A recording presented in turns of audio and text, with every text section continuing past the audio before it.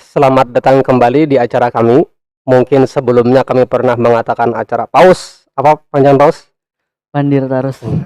Jadi mungkin ini ada perbedaan atau pergantian dari studio, kemudian dari tempat, kemudian dari personal yang mana sebelumnya 4 orang, sekarang menjadi 3 orang. Karena atau tidak muat untuk dimasukkan dalam frame kamera. Dan acara pada kali ini mungkin kita akan menamakan program baru yang bernama Siasat. Apa siasat? Lagi sambat Ki. Siasat adalah program baru yang kepanjangan daripada siaran santri. Nah, jadi acara siasat, siaran para santri. Episode kali ini kita akan membicarakan tentang sholawat karena masih dalam waktu kira-kira mungkin tayangnya ini untung udah bulan Maulid. Tapi kenapa?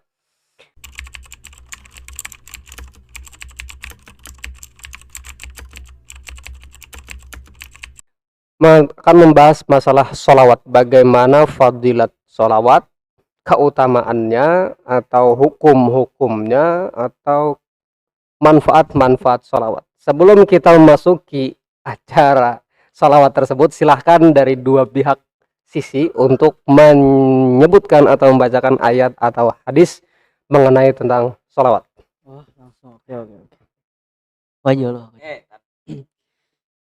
Bismillahirrahmanirrahim. Boleh dua.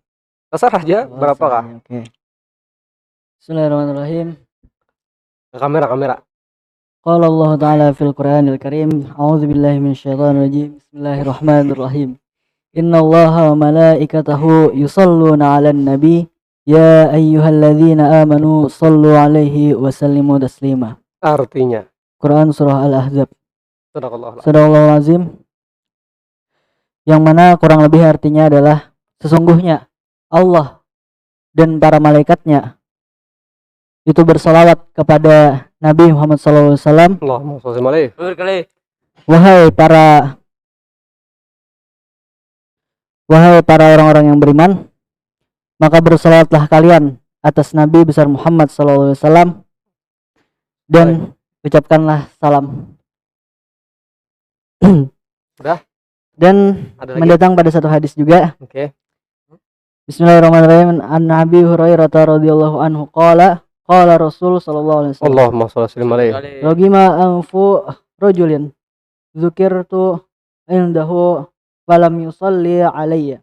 Artinya, tersungkurlah hidung seseorang dalam artian rugi saat namaku disebutkan di hadapannya tetapi ia tidak menyahutnya. Allahumma sholli ala Muhammad. Hadis riwayat Tirmizi. Oke. Sudah dua? Silahkan dari saudara Rifki. Bacakan ayat atau hadis yang mengenai tentang sholawat, fadilat sholawat kepada Nabi Muhammad. Bismillahirrahmanirrahim. Wa an Abi Mas'udin anna Rasulullah sallallahu alaihi wasallam qala awwalan nasi fi yaumil qiyamati aktsaruhum alayya salatan. Allah.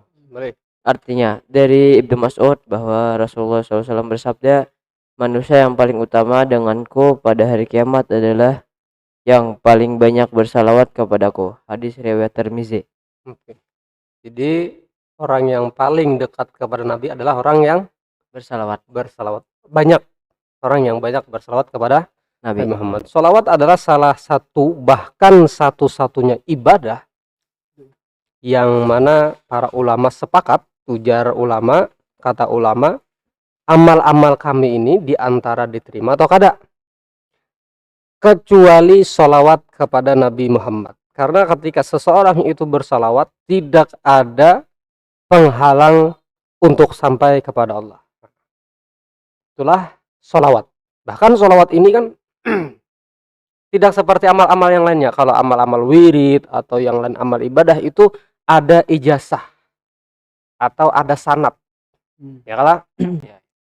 Yang mana misalnya nih, misalkan Ali saat ulun hendak sugih atau hendak menggawi gawian amaliyah, itu kadang harus ada ijazah dari guru atau ulama tersebut untuk dilaksanakan mengerjakannya.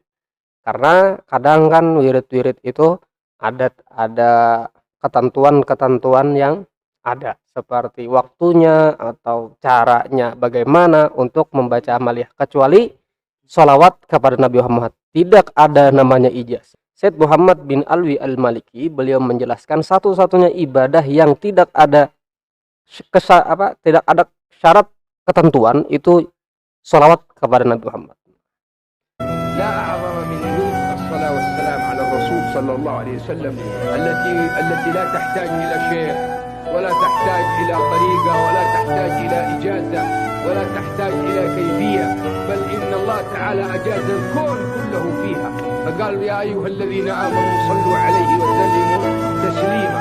فالصلاة على النبي ما تحتاج إلى إذن ولا إلى إجازة ولا إلى شيخ ولا إلى طريقة ولا إلى كيفية، بل إن الإنسان يقبل عليها كيفما اتفق. Baiklah. Sekarang pertanyaan. Kalau ada orang nih bersolawat kemudian sambil gelimbang-gelimbung, sambil gelimbang-gelimbung atau kadang sambil tertawa, apakah solawat itu diterima? Diterima. Terima. Dikarenakan Yang ada perlu syarat apa? karena solawat tidak memerlukan Syarat atau ijazah. Ulun, alih. kalau ulun sesuai dengan kesepakatan ulama yang jirpian tadi, kesepakatan para ulama bahwa sholawat itu tidak memerlukan ijazah atau sanad, atau bahkan jar ulama biar hati kita nih, ulun mendengar tuh biar hati kita nih sebenarnya sholawat tuh karena ria atau apa, itu tetap diterima aja Walaupun dalam keadaan riya tetap diterima. Itu menurut sahabat itu kita ada pernah membaca hadis juga. Jadi ada salah satu sahabat bertanya, ya Rasulullah, bersolawat kepadamu itu apakah dalam keadaan hudur? Maksud hudur itu kan hadir atau khusyuk. Hanya diterima, kata kemudian Nabi Muhammad SAW bersabda, tidak, orang yang bersolawat kepadaku dalam keadaan lalai itu mendapatkan pahala. Terus bagaimana orang yang bersolawat dalam keadaan khusyuk? Dijawab oleh Nabi, tidak ada pahala atau pemberian dari Allah untuk dia kecuali hanya Allah yang mengetahuinya. Kita aja kan bersolawat tidak khusyuk aja tuh dapat fadilahnya, apalagi dalam keadaan khusyuk. Oke. Sesi selanjutnya ceritakan tentang sholawat. Maksudnya apa? Kisah-kisah yang orang yang mempunyai pengalaman atau cerita-cerita ulama yang mempunyai cerita di balik sholawat ini. Silakan. Dari dua belah. Salah satu. Ya, udah dulu nah. Silakan Ali. Ali pengen bercerita. Mungkin saya tidak bisa menceritakan secara pasti, tapi kurang lebih kisahnya kayak itu nah. Pada zaman Imam Abu Sufyan, ada seorang pemuda yang mana beliau tawaf di kota Mekah, di Ka'bah, di sekeliling Ka'bah itu sambil bersolawat. Pada saat itu Imam Abu Sufyan melihat kejadian itu. Beliau pun mendatangi pemuda tersebut dan bertanya, wahai pemuda, mengapa engkau bersalawat sedangkan engkau dalam keadaan tawaf? Lalu pemuda itu menjawab, siapa engkau? Imam Abu Sufyan menjawab, aku adalah Abu Sufyan. Baiklah, karena engkau adalah ulama besar yang terkenal dan tersohor, maka aku akan menceritakan mengapa aku melakukan hal ini. Jadi sebelum aku sampai di Mekah ini, saat aku dalam perjalanan bersama ayahku ingin haji, itu beliau meninggal di pertengahan perjalanan. Saat beliau meninggal, muka beliau, seluruh tubuh beliau sampai muka beliau itu seperti terbakar, terkena api.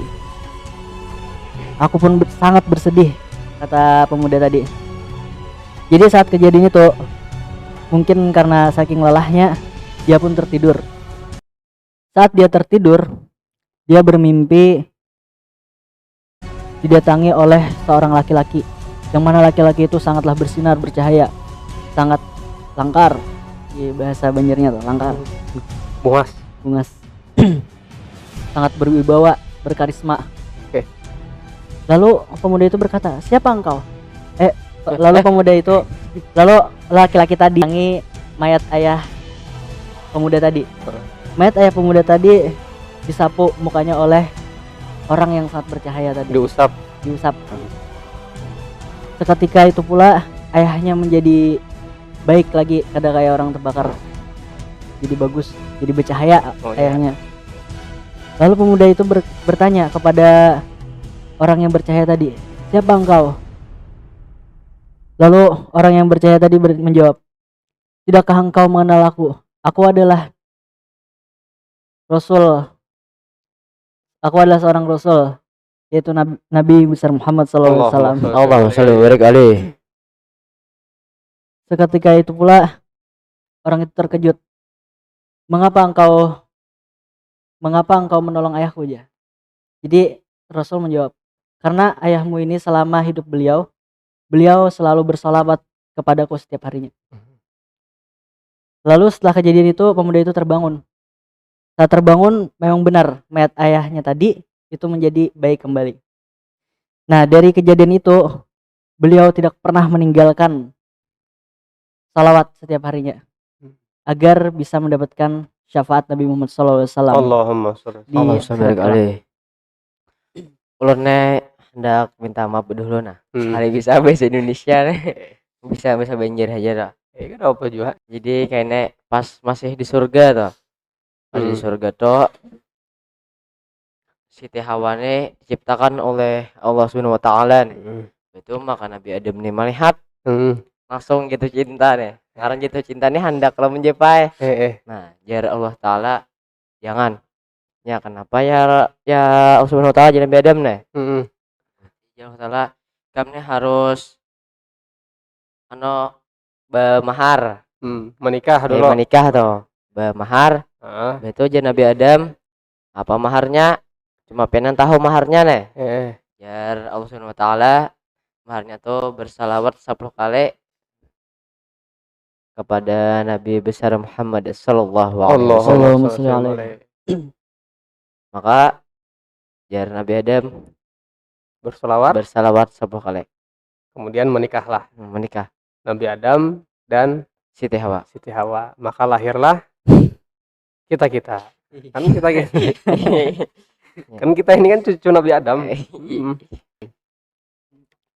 Oke, dari cerita-cerita tadi pertama akan kita tanyakan kepada Ali. Apa cerita dari pemuda tadi kemudian bersolawat dan berbagai macam dia menceritakan kepada Imam Sufyan Ats-Tsauri, apa yang bisa diambil pelajaran dari cerita tersebut? Jadi dari cerita yang saya ceritakan tadi, kita bisa mengambil pelajaran. Iktibar lah pelajaran. Iktibar namanya. Kita bisa mengambil pelajaran bahwa jangan pernah kita meninggalkan yang namanya sholawat. Boleh. Kenapa? Karena fadilah-fadilahnya itu sangatlah banyak. Dan dengan sholat itulah insya Allah kelak kita di akhirat bisa mendapatkan syafaat dari Nabi besar Muhammad SAW. Allahumma sholli. Karena kalau cuman gara-gara amalan kita aja, amalan kayak sholat, kayaknya ada mungkin karena kita tuh manusia biasa nih banyak benar kesalahan tuh. Bilang gak ada terhitung. Di antaranya yang kita beribadah tuh. Cuman yang sering kita rasakan tuh ketika kita beribadah apa? Ria kah, sombong kah, sum'ah kah, ujub kah? Banyak aja. Dari cerita tadi ada satu lagi kesimpulan, yaitu jangan sembarang bercerita. Kenapa? Jar pemuda tadi kan pas ditakuni, "Pian siapa?"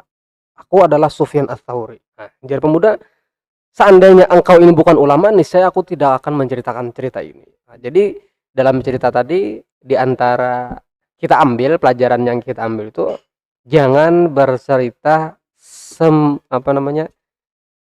tidak bisa semua cerita kita ini kita bicarakan atau kita ceritakan kepada orang-orang. Jadi kita harus melihat orangnya siapa dulu.